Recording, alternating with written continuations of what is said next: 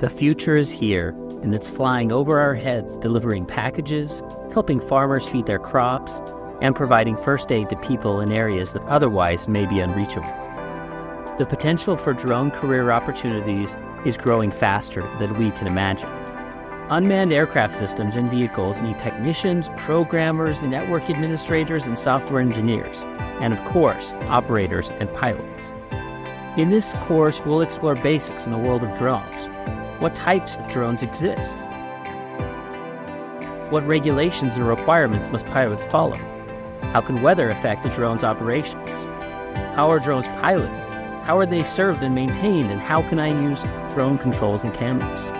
This course will also prepare you to take the FAA Part 107 exam to become a certified drone pilot.